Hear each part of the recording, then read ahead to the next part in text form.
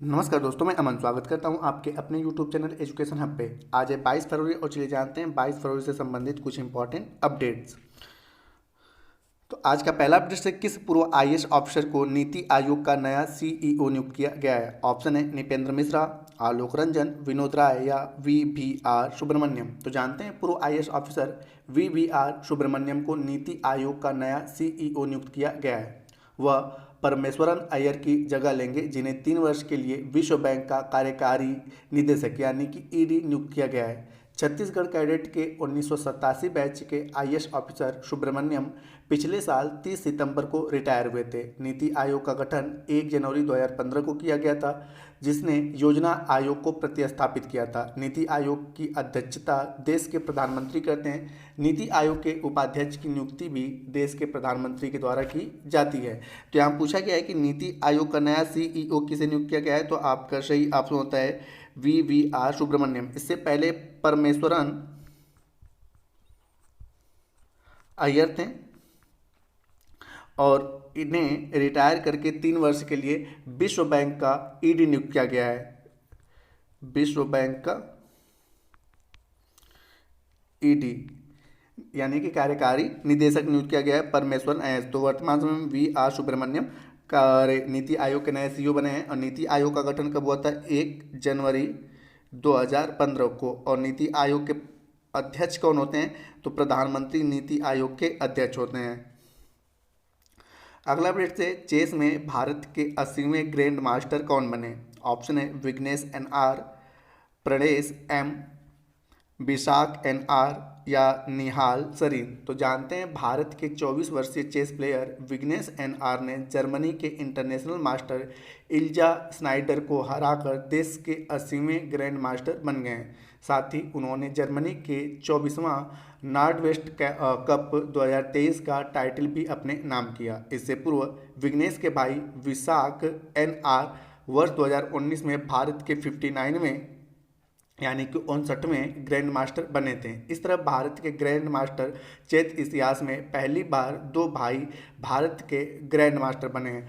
Pranesh M Bharat के 79वें grand master हैं। उन्होंने यह उपलब्धि स्टॉकहोम में स्टीलन कप जीतने के बाद हासिल की थी। विश्व शतरंज संगठन द्वारा ग्रैंड मास्टर का टाइटल चेस खिलाड़ियों को दिया जाता है। तो यहाँ पूछा गया है कि भारत के 80वें ग्रैंड मास्टर कौन बने? तो आपका सही ऑप्शन है विघ्नेश एन.आर., ये 80वें हैं। और प्रणेश एम की बात किया जाए तो यह 79 में है। ठीक है, तो इस प्रकार से आपका सही ऑप्शन होता है ए।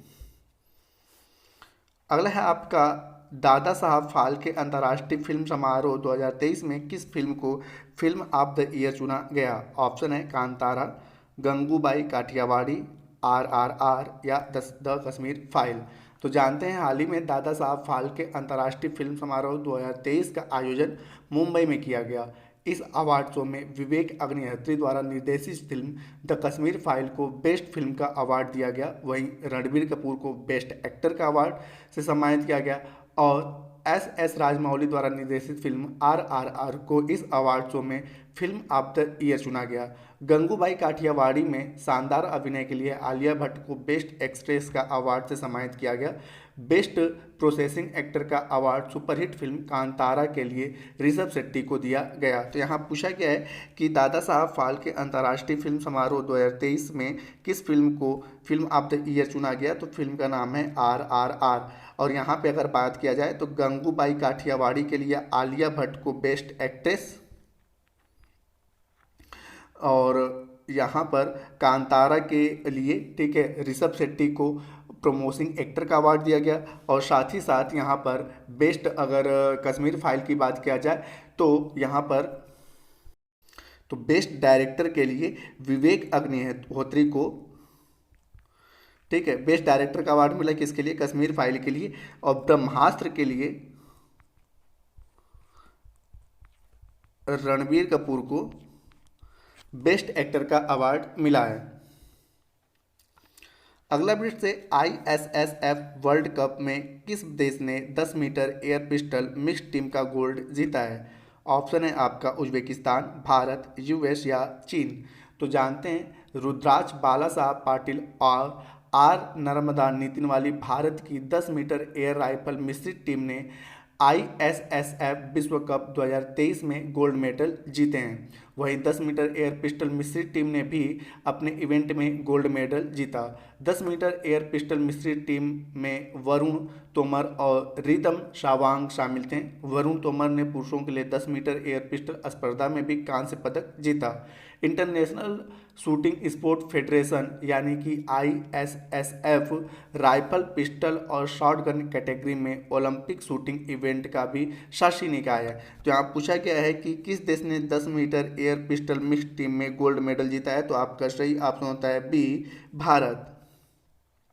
अगला प्रश्न है यूनिफाइड पेमेंट इंटरफेस यानी कि UPI ने किस देश के साथ मिलकर क्रॉस बॉर्डर कनेक्टिविटी लॉन्च किया है। ऑप्शन है USA, मलेशिया, सिंगापुर या कतर। तो जानते हैं प्रधानमंत्री नरेंद्र मोदी और सिंगापुर के प्रधानमंत्री ली सियन लुंग ने 21 फरवरी को भारत के यूनिफाइड पेमेंट इंटरफेस यानी कि UPI और सिंगापुर के पे नाउ के बीच क्रॉस बॉर्डर कनेक्टिविटी के वर्चुअल लॉन्च में भाग लिया। इस पहल से दोनों देशों के लोगों को अपने मोबाइल से तुरंत और कम कीमत पर फंड ट्रांसफ़र करने में मदद मिलेगी। National payment corporation of India यानी कि NPCI द्वारा जारी आंकड़े के अनुसार UPI ने दिसंबर 2022 में 12.82 ट्रिलियन रुपए के 7.82 बिलियन से अधिक लेन देन दर्ज किए, जो अपने आप में एक रिकॉर्ड है। तो यहाँ पूछा गया है कि किस देश ने क्रॉस बॉर्डर कनेक्टिविटी लॉन्च किया है UPI के साथ मिलकर, तो आपका सही ऑप्शन होता है सी, सिंगापुर। अगला प्रश्न है वेदांता फॉक्सकॉन JV द्वारा भारत की पहली सेमीकंडक्टर फैकल्टी किस राज्य में स्थापित की जा रही है। ऑप्शन है आपका बिहार, मध्य प्रदेश, गुजरात या कर्नाटक। तो जानते हैं अनिल अग्रवाल के स्वामित्व वाली वेदांता और बिहोमोथ फॉक्सकॉन ने गुजरात के धोलेरा स्पेशल इवेंट में जोन में एक सेमीकंडक्टर और डिस्प्ले मैन्युफैक्चरिंग फैकल्टी बनाने के लिए अपने संयुक्त उद्यम की घोषणा की है। यह भारत की पहली सेमीकंडक्टर मैन्युफैक्चरिंग यूनिट होगी। वेदांता फॉक्सकॉन ज्वाइंट वेंचर ने गुजरात सरकार के साथ सेमीकंडक्टर बनाने और विनिर्माण सुविधा के लिए 1,54,000 करोड़ रुपए के निवेश करने के लिए MOU पर हस्ताक्षर किए हैं। तो यहाँ पूछा गया है कि भारत की पहली सेमीकंडक्टर फैकल्टी किस राज्य में स्थापित की जाएगी, तो गुजरात में, और किस कंपनी के द्वारा, तो वेदांता के द्वारा। आज का अंतिम अपडेट है अंतर्राष्ट्रीय मातृभाषा दिवस प्रतिवर्ष कब मनाया जाता है। ऑप्शन है 20 फरवरी, 21 फरवरी, 22 फरवरी या 23 फरवरी। तो जानते हैं प्रतिवर्ष 21 फरवरी को अंतर्राष्ट्रीय मातृभाषा दिवस के रूप में मनाया जाता है। यह वर्ष 2000 से पूर्व विश्व में प्रतिवर्ष मनाया जा रहा है। वर्ष 1999 में यूनेस्को ने 21 फरवरी को विश्व मातृभाषा के दिवस के रूप में मनाए जाने की घोषणा की थी। इसकी शुरुआत बांग्लादेश की पहल पर की गई थी। अंतर्राष्ट्रीय मातृभाषा दिवस 2023 का थीम बहुभाषीय शिक्षा को बदलने की आवश्यकता और अपनी भाषा और संस्कृति के लिए बंगाली लोगों के संघर्ष को मान्यता देते हुए यूनेस्को ने वर्ष 1999 में इसे मनाए जाने की घोषणा की थी। तो यहाँ पूछा गया है कि अंतर्राष्ट्रीय मातृभाषा दिवस कब मनाया जाता है, तो आपका सही ऑप्शन होता है बी, 21 फरवरी। और इसे मनाए जाने की घोषणा की गई थी वर्ष 1999 में, और इसे पहली बार मनाया गया वर्ष 2000 में। ठीक है, तो दोस्तों ये रहे आज के करंट अफेयर्स के अपडेट। अब समय है पिछले सेशन में पूछे गए क्वेश्चन का आंसर देने का। तो पिछले सेशन में आपसे पूछा गया था कि विराट कोहली जिन्होंने 25,000 रन बनाए हैं, ठीक है, तो इनमें ये पूछा गया है कि सबसे तेज 25,000 रन बनाने वाले विश्व के पहले खिलाड़ी बन गए हैं विराट कोहली। तो इन्होंने यह कारनामा कितने मैचों में किया, तो जिसका सही उत्तर था 5, 4, 9। तो जिन्होंने भी सही उत्तर दिया उनके लिए बधाई। अब समय है आज के क्वेश्चन का। तो आज का क्वेश्चन है कि दादा साहब फाल्के इंटरनेशनल में बेस्ट एक्टर का अवार्ड किसे दिया गया।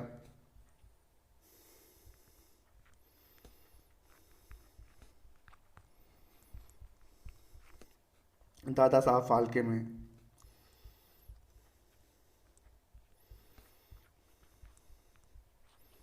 बेस्ट एक्टर का अवार्ड किसे दिया गया, तो आप इसका आंसर हमें कमेंट बॉक्स में दे सकते हैं। आपके कमेंट का मैं इंतजार